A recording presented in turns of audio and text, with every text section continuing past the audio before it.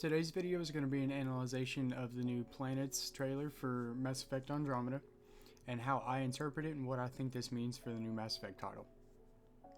So with the shift of storyline from the previous Mass Effect titles to Mass Effect Andromeda, the story shifts from the Sam Shepard protagonist to a new, younger protagonist named Ryder.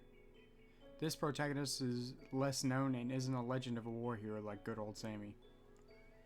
Also, there's a shift from storyline and background of Andromeda, the name of the game being inspired by a galaxy far away from us. In the new installment of the Mass Effect series, you are searching the Andromeda Galaxy for the Golden World. There are 7 promising worlds in the Andromeda Galaxy.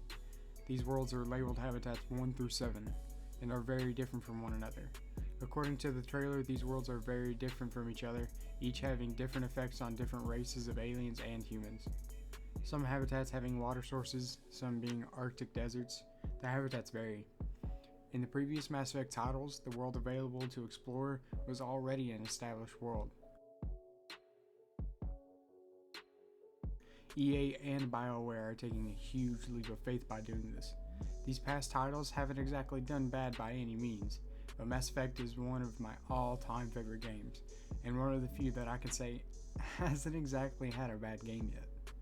So creating a whole new story for an already good game shows that BioWare has to have some huge nuts. However, by doing this new story for Andromeda is the perfect route for Mass Effect series. It's good that they didn't just make another game building off of the same story. What I mean by this is BioWare isn't beating a dead horse.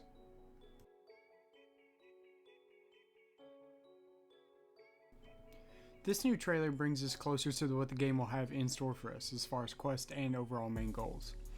It gives us a glimpse into the galaxy of Andromeda and what each world has in store for us. The trailer goes into detail about each habitat and what it's like.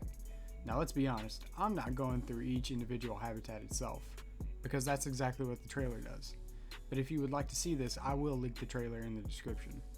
But I will highlight some of the key features of some of the habitats and what I noticed. And this is in no particular order or any particular organization, but I noticed each habitat is very different from one another.